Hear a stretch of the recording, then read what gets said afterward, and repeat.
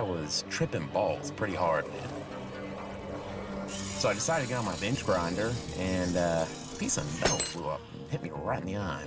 It's pretty awesome. And that brings us to now. Yeah, well, just try and relax.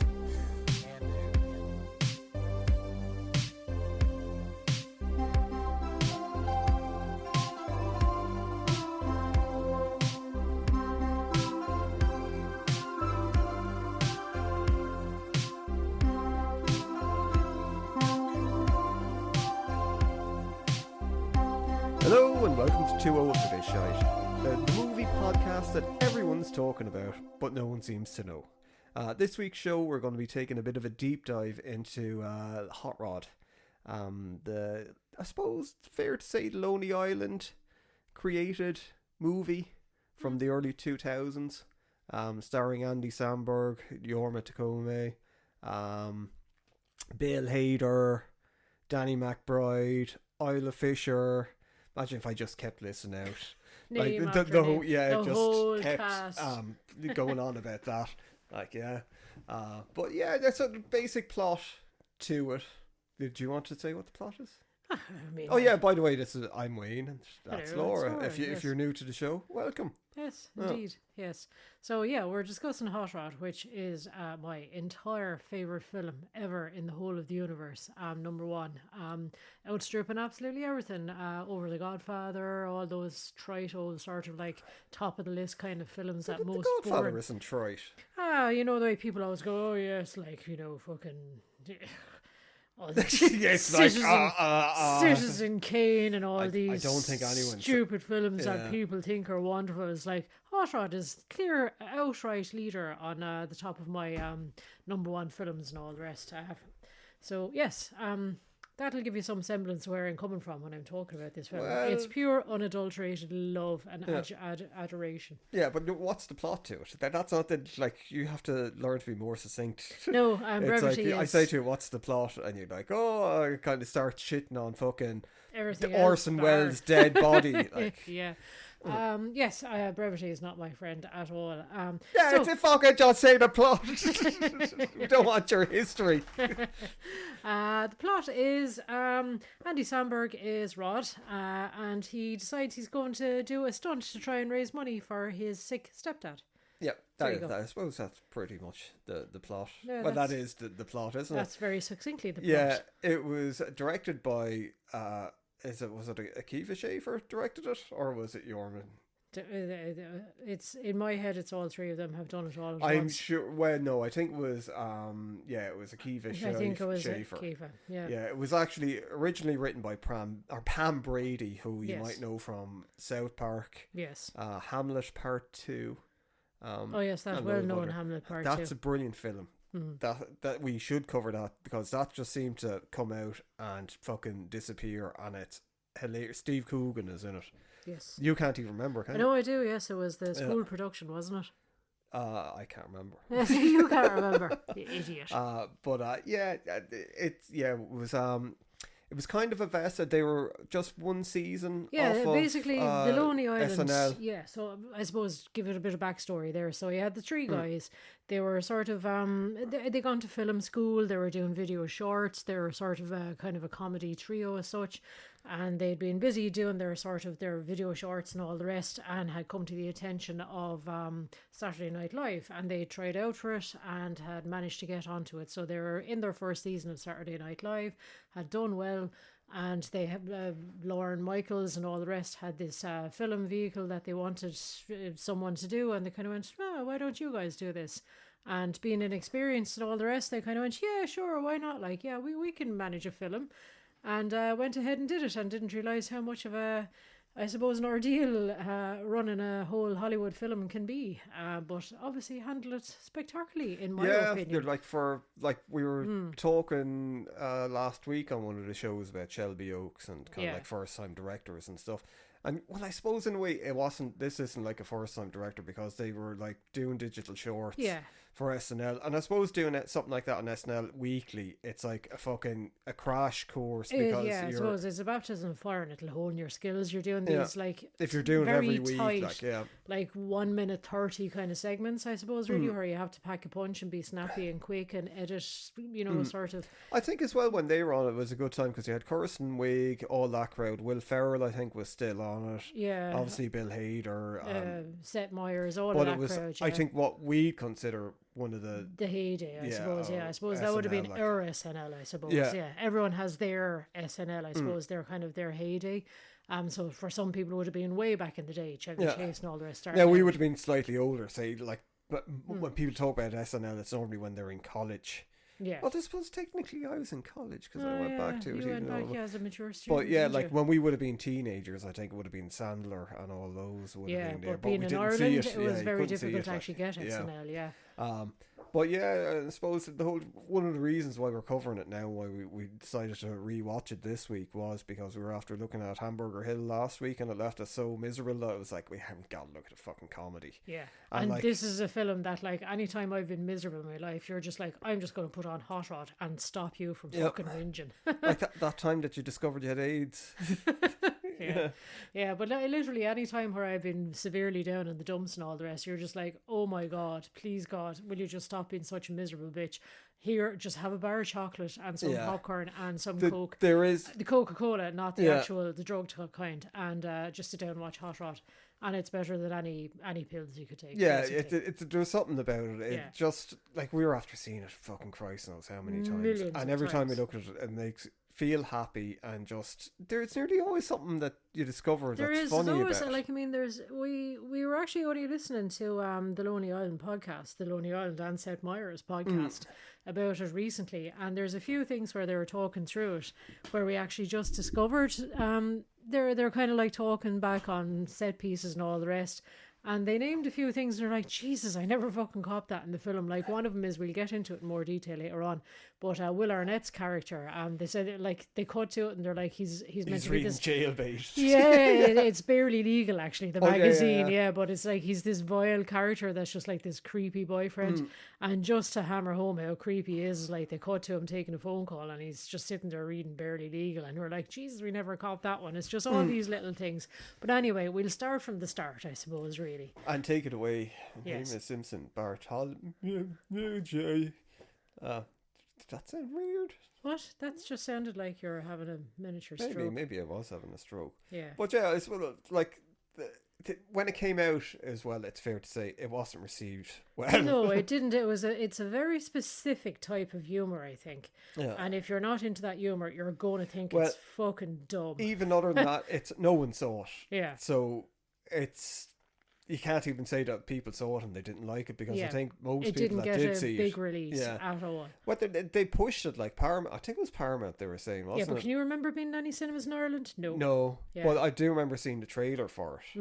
And seeing the trailer, and I was like, this looks fucking fan-dabadoozy. Yeah. And well, no, I didn't say I wasn't like one of the crankies, but I remember getting it on DVD when it came out, and it was just, I think it was the cover as well. The cover just looked so stupid, but I wasn't expecting it to be what it was.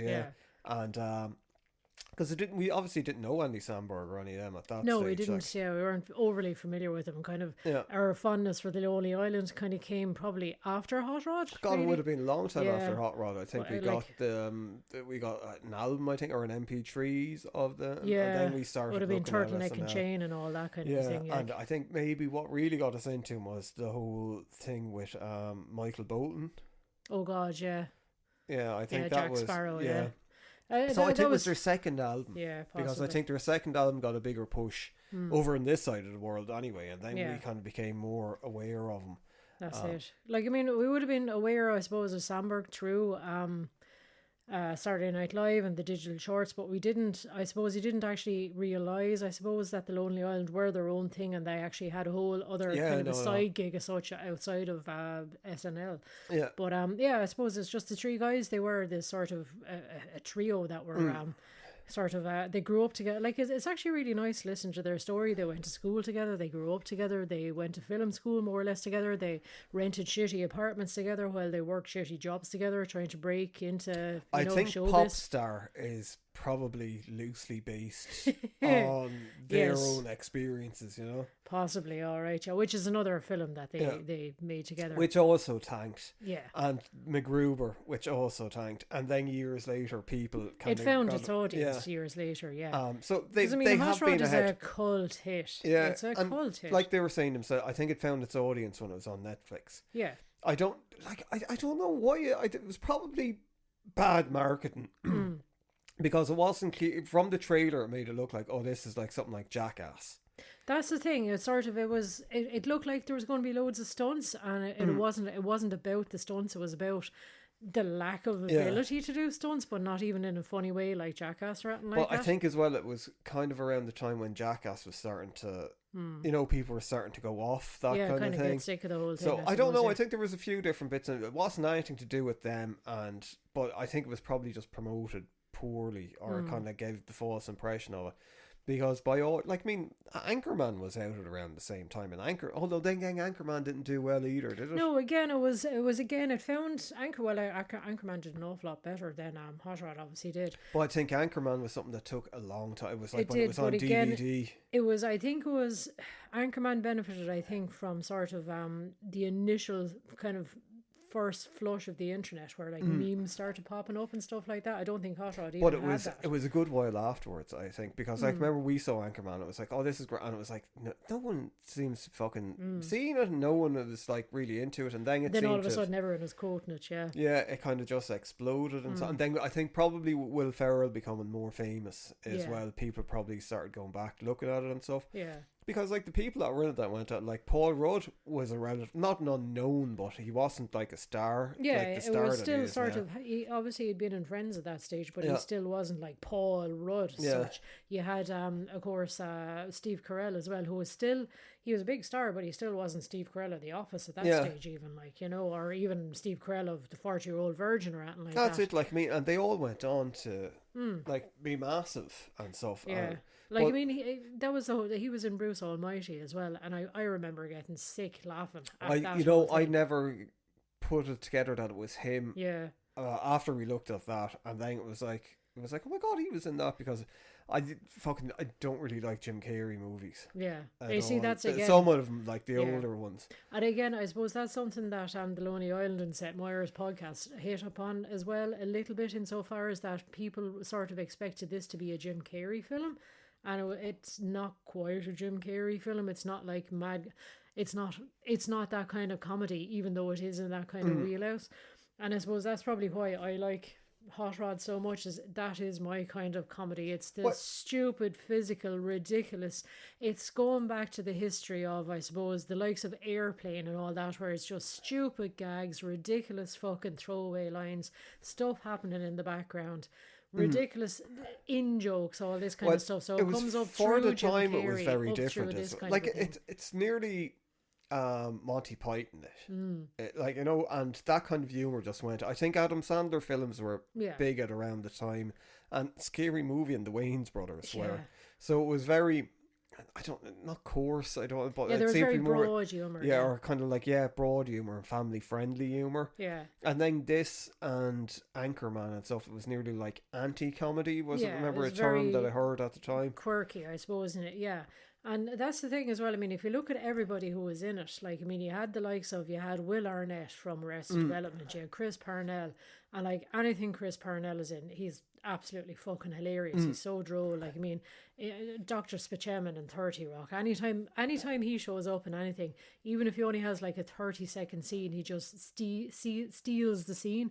Like, I mean, in Archer as well, all it is his voice, and like his character just steals. I forgot he was in Archer, That's, it's just John Benjamin. Jeez, I haven't heard anything about John Benjamin in years. But it's just all these people that show up, and of course we're forgetting the big two actors that they managed to pull in as well for Hot Rod. With Ian McShane, and that was Sissy when Spacek. Deadwood was really big at the time. Yeah, that's it. And again, listening to the guys talking about it, they were sort of they were just spitballing, and like, you know, sort of the producers were kind of like, so who do you think would be in an ideal world, who would be Rod and Kevin's dad? And they're like, imagine if we could get like Ian McShane, like Lovejoy, or like, you know, what was it? It's Al Swearingen kind of a thing out of that. I don't think they saw Lovejoy. Well, I suppose, yeah, but you know, they were kind of like, oh yeah, right. And again, it was like, well, who do you think could play the mom? They're like, oh, could you imagine asking Sissy Spacek? That'd be brilliant. Oh my god! But they were just spitballing this kind of thinking that would be so wild. And then it was like Lauren Michaels was like, oh, I know Sissy, I'll just give her a quick ring, and like, yeah, Sissy's on board, and Ian McShane is on board. No they bother. were even saying like Ian McShane sounds like how you pictured. They were like, oh, he was like the best smelling man that you've ever. And he was like, any time that they'd met him out, he was like, how are my boys? You know, he's just like, he seems like the characters that he plays, if you know what I mean. Yeah, he just seems like this. He seems like he should smell of, like, I don't know, old he reminds me of something. a certain type of fella that used to be around the town that we would have been. That was like, you know, kind of like in his 40s, going out drinking still. You know. But yeah, like, I mean, the thing is, despite it doing really bad at the box office, and they were like saying on the podcast they were devastated because it was just like fucking. Yeah. But Lauren Michaels sounds really cool. The more you hear about him, I'm really supportive. He was like, it'll find its audience. Don't worry about it. It's done. Just get back to work. Yeah, exactly. Yeah.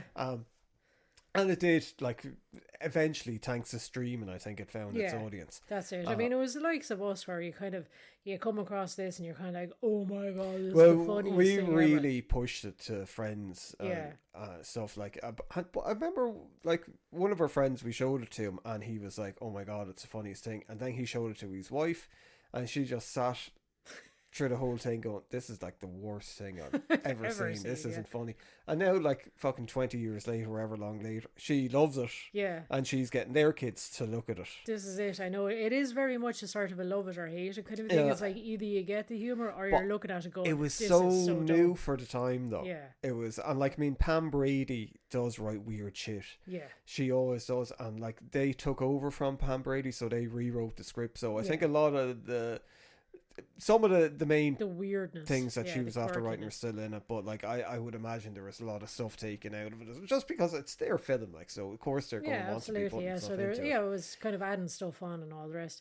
So I suppose, I mean, it's the opening scene even is just hilarious, you know. It's just Rod is there and he's stupid little kind of moped, and he's got his stupid little outfit on, and he's got his stick-on moustache on, and he's like praying to, like, you know, sort of the fox god, going, yeah, give me strength and I'm going to do this jump, and just goes over a ramp square into a camper van and like absolutely it's a brilliant intro to it. It like, just it sets up the film exactly. That story then, it was like the stuntman like fucked himself up doing that severely, like broke his femur on the stunt, like horrendous fucking thing. But all the stuntmen want to know was like, did it look good? Did it look funny? Like, get it in the film, kind of a thing. So there seemed to be a really good vibe on the film as well.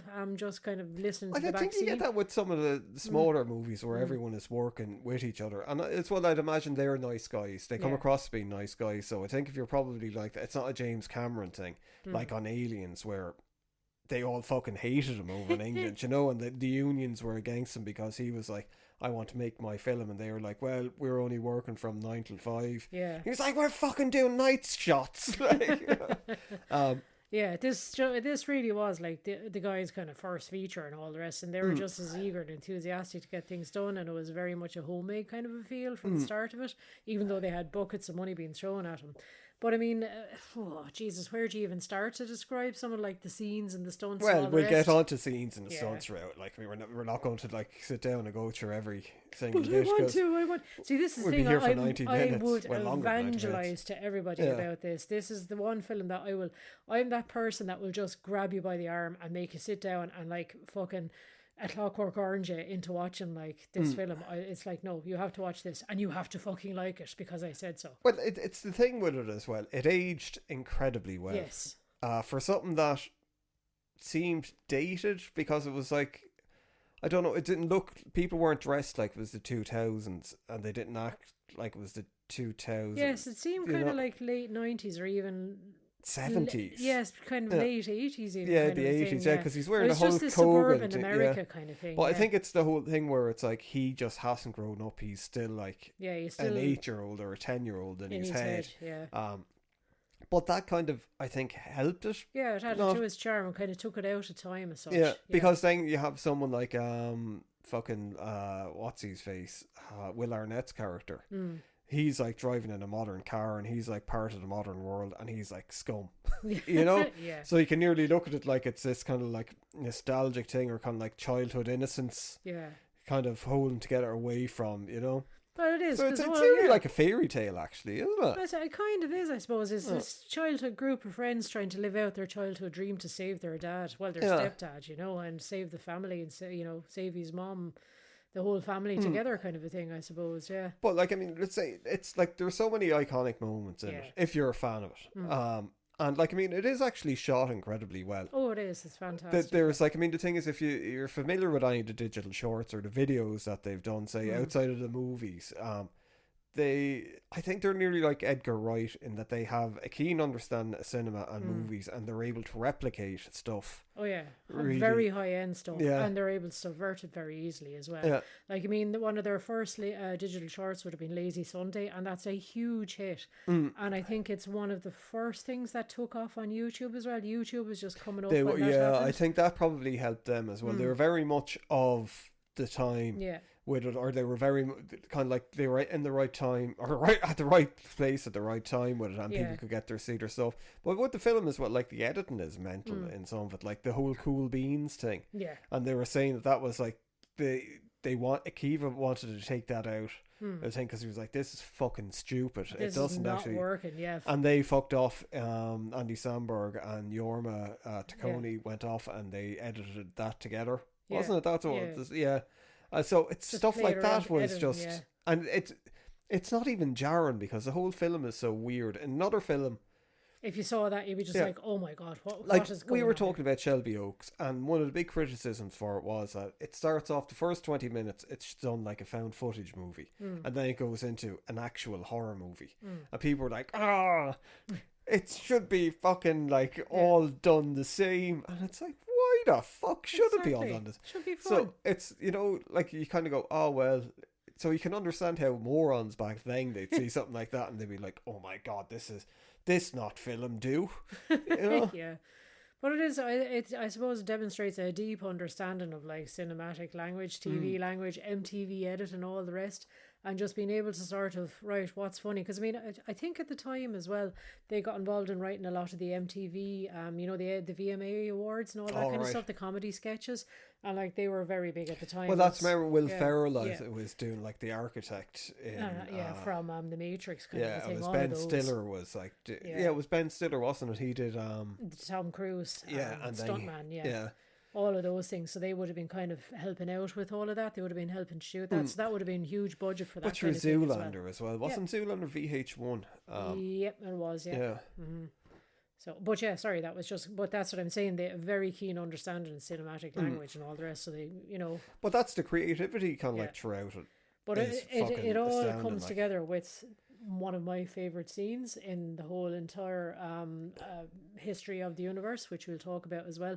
Again, I would say like the iconic scenes that are in it. That is definitely the understanding of all the cinematic tropes and all the rest. But we will get to that when we talk about it now. Yeah. Oh, okay, right. Well, I could talk about this scene forever. It's the riot scene. So basically, it's this moment where it's towards the end of the film, I suppose, where things are coming together and the guys they're off to do the spectacular jump that sort of Rod has managed to raise the funds for. They're going to go down and get the bike, and they're going to do this spectacular jump in front of all the crowds, and they're just walking through the street of the town, the guys together, and this music starts playing, this sort of rousing music. It's John Farnham, You're the Voice, which in itself is just like, it's quite stirring. I fucking love that and song. It takes it like there's so many films that have done similar things where people are and it makes no sense. Yeah. But this kind of puts it in the bit where it's like, this is really happening, and they're like, what the fuck is going on? Yeah, Why is there like a whole town following it's us the all of a realm sudden? of the absurd, yeah. So Yeah. the guys are just walking along and they're doing that sort of nodding to each other, going, "This is,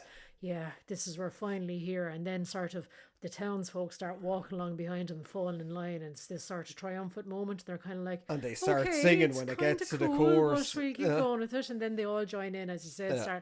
start singing We along. don't. I presume if people are listening, that they know the scene. Like, Yeah, we they don't should. have to But it's explain it in detail. No, but that's what Yeah. I'm saying. It's the whole cinematic language. You have this, then all of a sudden you've got these people sort of singing along the chorus line. Then you've got a guy fucking walking along playing bagpipes, and then you've got all these tropes going on in the background. You've got like this guy kissing a girl on the hood of a car. You've got people writing in the background. The riot is because it's like so positive, and then like it's just Uplifting. someone just fucking smashes a window. And my favorite thing is people toppling the person in the wheelchair out onto Just the for ground. the hell of it. Yeah, Yeah, two people just run up to this kid in a wheelchair and they just like topple him out just because, and they're like, "Hey, free wheelchair," and he'll run away with the wheelchair. But it turns from such a positive, uplifting, oh my god, everything is going But good, guys, into this it's- horrendous fucking violent scene. but it's like that where you were saying that it fucking it manipulates a trope.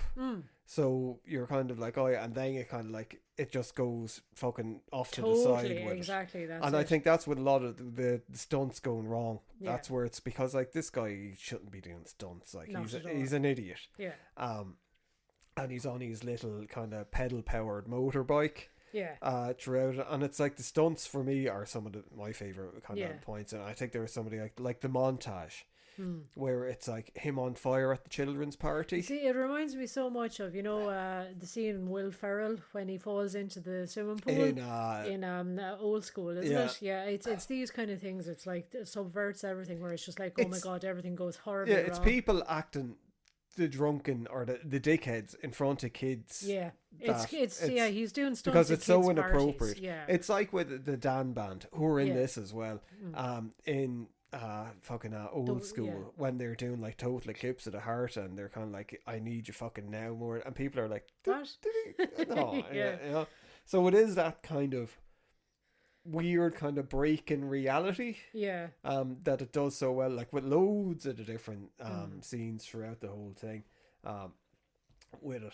And there's an awful lot again. There's an awful lot of just sort of homages and pastiches and like outright, like I mean, the whole kind of the flash dance kind of scene as well. Yeah, I forgot You know, about that, yeah. you know, where I keep going to call him Andy, where Rod he's after getting very upset at home, and he's like, "I need to go to my happy place and dance my anger off," and he goes suddenly off. he starts smoking. Yeah, and drinking a bottle of beer, and he's like, dancing his rage off.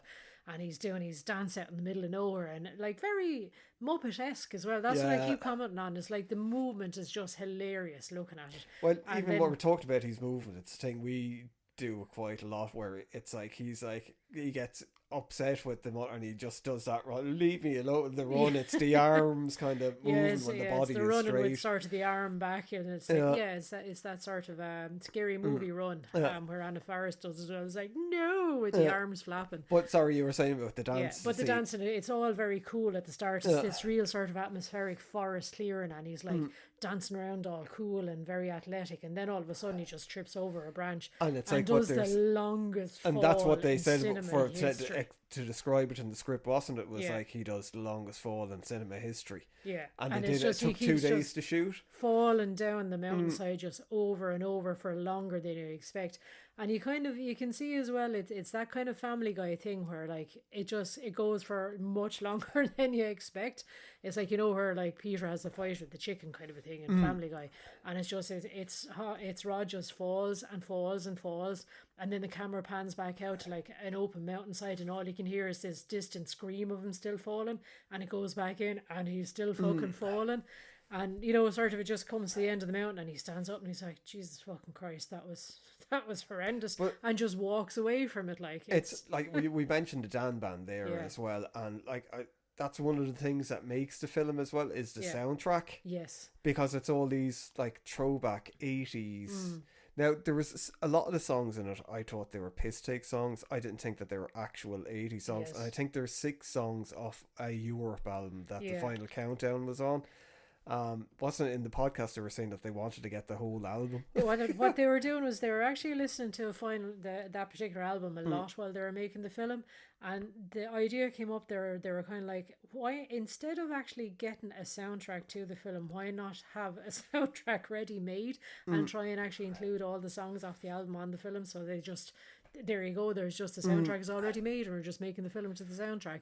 But I think they only managed to shoehorn like 6 of them in off the album. Yeah, They included but a few there's of those. still a lot. Like they're classic songs on it, and they're just so stupid. And at the time as Danger well, on the tracks. because you have Cherokee, to like, remember, oh my god, this was like after like post grunge, where like hair metal was fucking a dead. joke. Yeah, An absolute and then joke. it was like with this, it was, I don't know. It was just, suddenly cool again. yeah, and it fits in so perfectly Yeah. with it. It's like that's the thing, like we were saying with their understanding of media, and so if they just understand it so well to go like, this is what these people would be listening to, and this is what and does this it. is And then the Dan band show up at the end for the final jump to play, and they're just so fucking weird looking in it, and they fit perfectly into the it. universe. Yeah. But even it's just like, you know, you see sort of the guys when they're hanging out in front of the storefront, you know, and they're sort of just doing nothing. They're hanging out in front of their van, and Kevin is on his Heelys, you know, because again, it's just this weird little thing, this little minor detail of this guy. He's a grown man, and he's wearing these like little kid t-shirts, and he's still in his Heelys, and they're just like dancing to this really stupid song. That's the if you thing. remember, it was like Two of Hearts. Do you remember that one? They're all kids, like, kind of, basically. That's what it's like. That's what the why Flight of the Conchords works so well. Remember Murray said it. Rhys Darby said it. Yeah. The way that he viewed it was like a 5-year-old looking after 2 4-year-olds. Yeah, pretty much. Yeah, and that's pretty much what this is. Yeah. Yeah. It's just so innocent, and it's just sweet.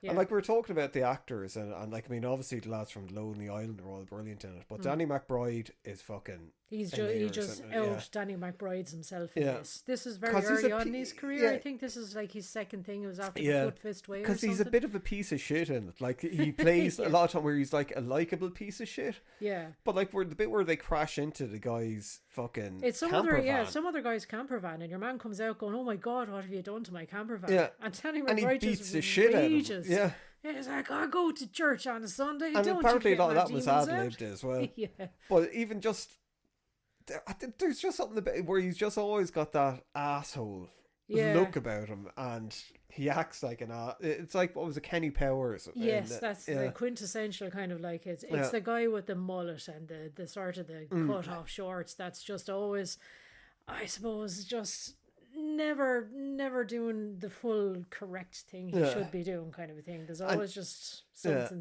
Sure, he's the only one out of him in the riot that turns up with the television under his arm.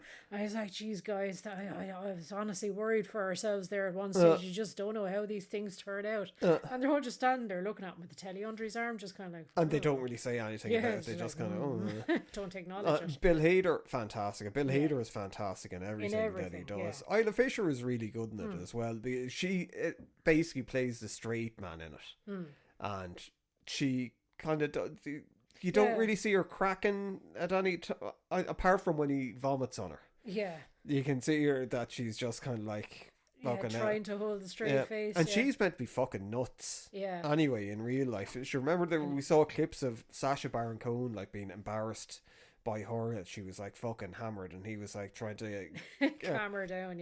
I think meant to be more outrageous than a lot of people put together. And like we were saying, Ian McShane and Sissy Spacek and stuff. But like some of the scenes of Ian McShane were probably some of the best in the whole film as well, because it's just so unexpected as well, you know. Well, the older I get, the more I identify with him. I know. So, you're turning into him.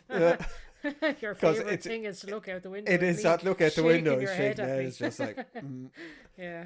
But I'm doing something stupid outside again, as usual. Doing some of my stunts outside, Wayne. Yeah. But like, I mean, obviously, we're going to say like on a rewatchability.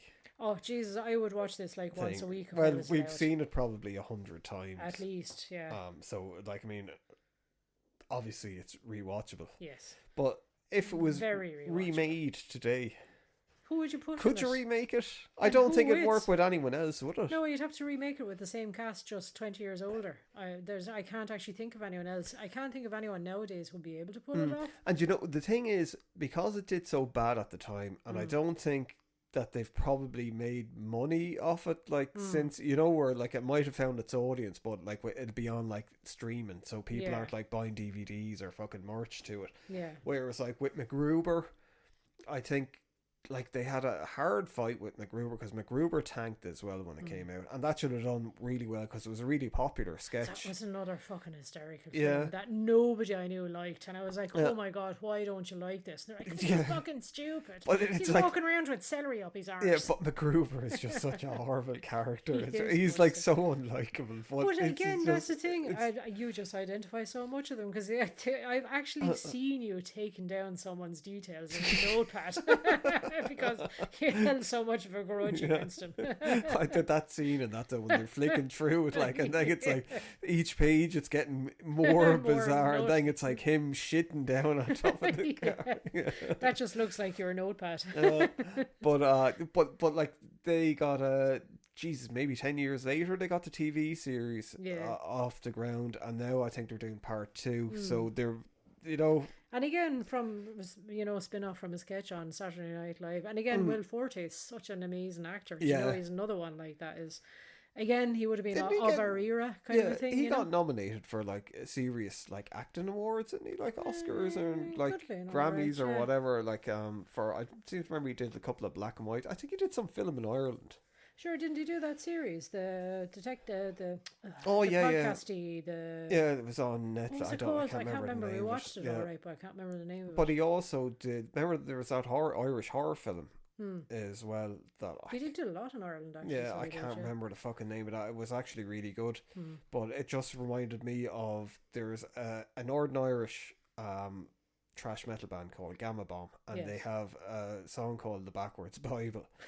And the music video for that just reminded me of that, because he basically plays like a Chris de Burgh. Yes. Fella in it that like he wants to summon the devil or something to be immortal, doesn't he, or something? I can't remember. I must try and root it out, actually.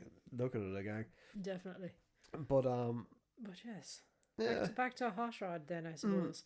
So in summary, I suppose, would you say you enjoy Hot Rod? No, would you recommend hate it? I know, it like, I mean, there's some films that I think we've looked at so much that you get sick of them and they're worn out of it. I don't think there's ever been a time where I've looked at Hot Rod and I've just gone, and not enjoyed it, you know. And I did kind of worry as we got older, because I suppose I will admit, when we watched Hot Rod when we were younger, we were suitably inebriated quite a lot of the time, which always makes something funnier when you're watching it, when you're a little bit under the influence. And it was hysterical at times. Like, I mean, there was times where I thought we would have to ring an ambulance because we were laughing so hard because we were that much inebriated while we were watching it. But now that you're kind of an adult and grown up with your adult responsibilities, and you're watching it on a school night when you're just... But we were adults when we were looking at it. I still don't really consider myself an adult. Yeah, we would have been in our late 20s. Yes, but I consider myself very much a child when I was in my 20s, but I consider myself more of an adult now, I suppose. Well, I still consider myself 17 in my head. But yes, now that we're actually old, I suppose, yes, and we might be looking at it, having a cup of tea and a bicky, and you're still able to roll around the place laughing, looking at it, you know. Well, I think it's, the thing is, you know, the way people that would have been, say, probably that when they were younger, the Marx Brothers came out, and then like 20 years later, then making Marx Brothers jokes, you kind of go, what? Yes, that's actually, we were only watching it there during the week, and I turned around and I was like, Jesus Christ, we've been just doing the cool beans bit to each other for like 20 years solid now. That's ridiculous. How are we not sick of that? But we never will get sick of that. Hopefully, anyway. But yeah, look, it's like, I'd recommend people, if you're like, you like the movie, go off, and like Laura was saying about, listen to The Lonely Island with Seth Meyers podcast, because they do 2 episodes where it's all about specifically Hot Rod. Yeah, they go through a lot of the Lonely Islands bits on SNL and talk about, if you're interested in comedy, SNL, behind the scenes in general, it is a very interesting podcast, and they're just entertaining guys to listen to. But like with those 2 episodes, they cover like the whole making of the movie, and it's like there's a lot, like, obviously we didn't get into, because there's no point repeating. I was too busy going, oh my god, and then this bit, oh my god, and then this bit, because I just can't contain myself when I talk about Hot Rod. Well, this is not going to be like that next week. Hey, we might do a whole podcast on the Lonely Island albums, and I could just sing them to you.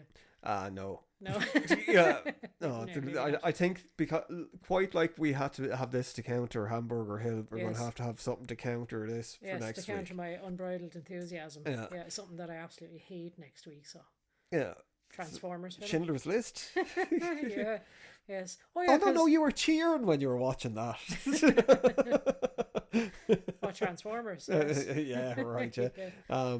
But I'm kind of thinking maybe Cyborg for next week. Cyborg.